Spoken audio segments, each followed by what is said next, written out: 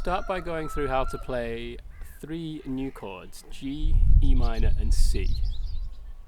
One of my old videos shows you how to play A, D and E. We're also going to be using the D chord in this one. But let's start with the new stuff. Let's start with the easiest one, E minor. E minor is just 2 fingers. First finger, 2nd fret 5th string. Second finger, 2nd fret 4th string. And you strum all 6 strings, as in the root note is on the 6th string. Let's try G next. First finger goes on 2nd fret 5th string. Second finger goes on 3rd fret 6th string. Third finger goes on 3rd fret 1st string, like so. Again, the root note is on the 6th string, so when we strum the chord we aim to get all 6 strings. And the third new chord we're going to be doing is, I love hearing that rooster in the background.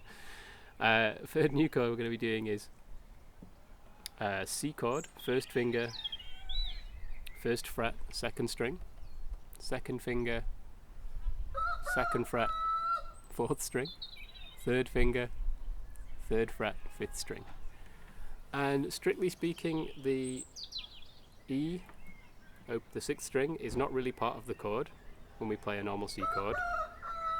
But it is the same as some of the other notes in the chord. So that note is E, that note is E, and so is that. So when you're strumming it, it's not too bad if we hit that 6th string, but we try and avoid it.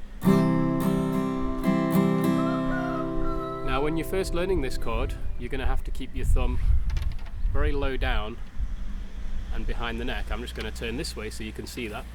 So to actually get the stretch in your fingers, you're going to have to keep your thumb fairly low down and high up like this. Otherwise you won't be able to spread your fingers far enough. So thumb is facing upwards, it's kind of down at the middle, and you might see I've got quite a sharp bend in my wrist there. And at first that'll be the only way to spread your fingers far enough on the chord. You might find that if your thumb's up here, you won't be able to reach very far. In fact, I'll show you now. If my thumb's up here, I can play the C chord, maybe I can reach to there. Bring my thumb down, I can reach much further. I'll add another link in the comments, which is to a stretching exercises video for your fingers, which will help with that. But once you actually get better at stretching your fingers, you'll be able to have your thumb over the top a little bit more. So if you've been playing a bit longer, you'll be able to keep your thumb over the top like that, and you'll be able to do what's called mute the 6th string, so that when you strum all the strings, this one doesn't really make a proper note. Like that. So when you first learn the chord, keep your thumb low, keep your wrist bent like that so that you can reach the C chord. Try not to hit the 6th string when you're strumming, but it doesn't matter too much if you do. And eventually try and mute the 6th string, like that. Okay, next we're gonna learn a couple of variations on those chords, because those 3 chords, G, E minor and C, you usually hear them together in a song with the D chord. So this is one of the most common chord sequences ever, is G, E minor, C, D, or in any order, D, E minor, C, G, whatever. It's the most common way, one of the most common chord sequences, and it's usually played in a slightly different way. So about half the time it's played the way I showed you there: G, E minor, C, D. G, E minor, C, D. But over the years, this way has become probably as popular. So if you're ever playing a song and in the book or on this website it says play G, E minor, C, D, it's also worth trying the chords this way: G, E minor, C, D.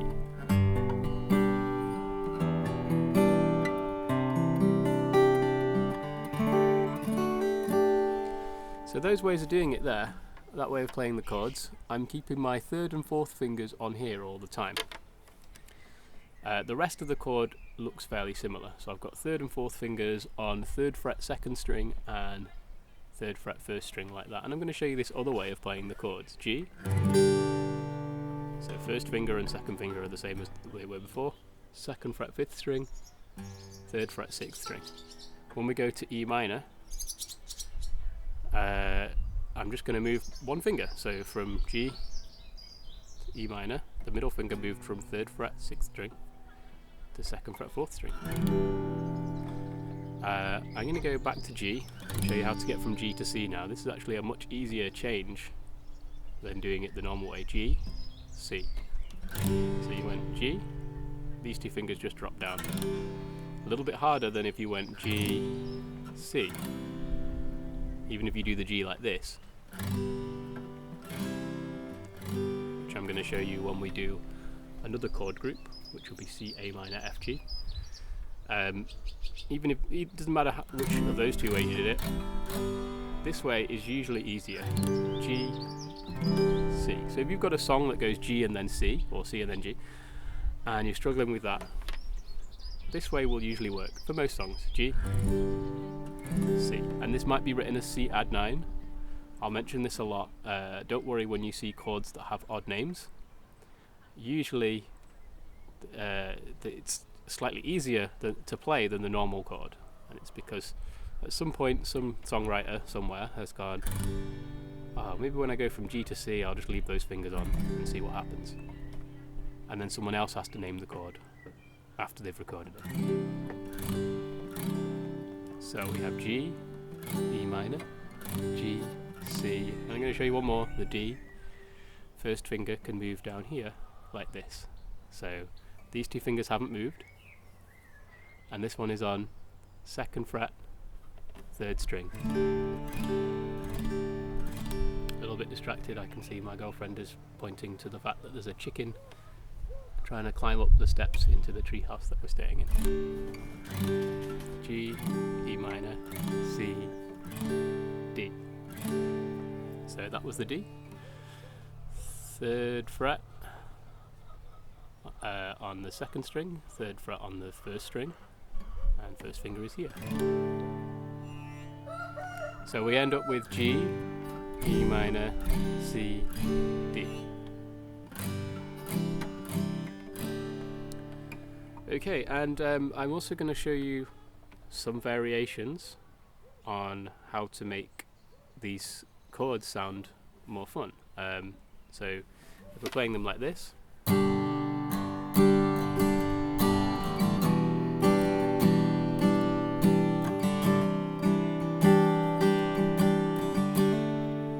there's a few things we can do to make it sound a little bit more fun. So I'm going to show you the first one.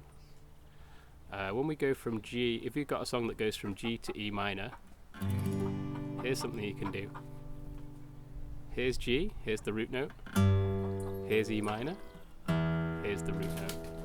So when you have a song that goes from G to E minor, in between those two chords, or or E minor to G, you can do this.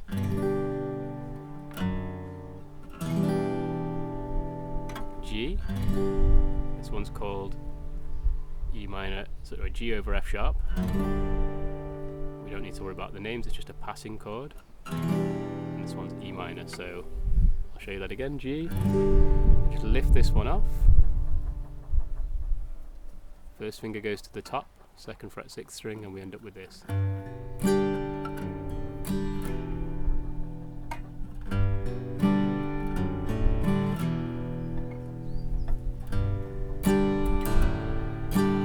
I'll show you what this hand's doing as well. At the start of each one, play just the root note. And you can do that any song that goes G, E minor, all the other way around.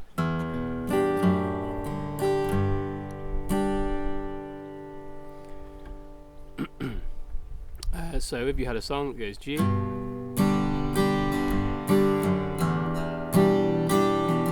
minor, C, D. When we get to the D, I mentioned this in the video of group 1 chords, A, D and E. On the D chord, middle finger can go on and off, middle finger can go on and off.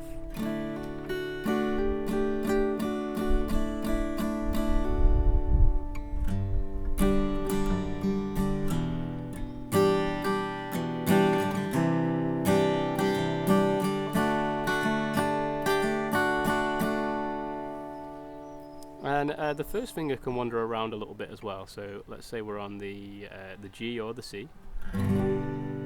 First finger could go like this. On the C. And I should probably mention it, you know, sometimes when you do that, like then, I was doing hammer-ons. So that means I strum with my finger off the string, and then I very quickly slam my finger onto the string. See that? So strum with the finger off, then slam the finger on like that. Don't necessarily have to do that, they could be 2 strums. So altogether we end up with something like this.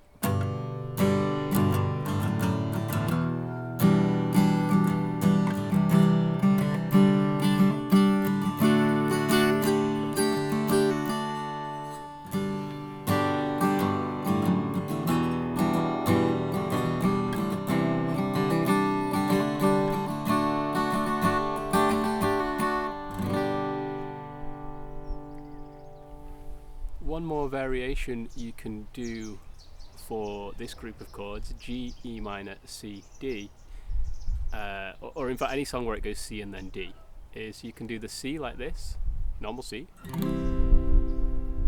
and the D can be like this. So if you get a C chord and move it up 2 frets, you've basically got a D chord. It'll have an odd name because we've got D, F sharp, G, so that's like a, what's that, an 11th in the chord, you know, so D add 11 or whatever, but just think of it as a just different way of playing C to D. So instead of going like this, you might go like this, and the 4th finger can be on or off.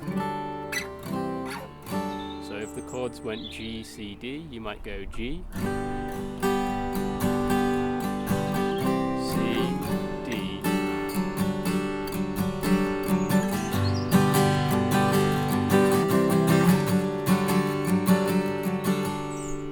time I did that was a little bit more accurate. Chickens are having fun there behind me. The second time I did that was a little bit more accurate, but on the first time I did this little mistake almost. Well, it was a mistake, let's be honest. And it's made me think, well, what if I did that on purpose? It might be quite nice. So G, C, can be really nice if done in a musical sort of way. So G, C, passing chord, really called C sharp, D. So if you have a song that goes G, C, D, G,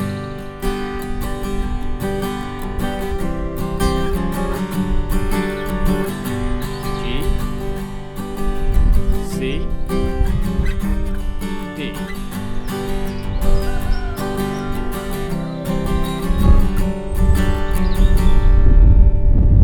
Okay, that's plenty for you to be practicing for now. I'll see you very soon.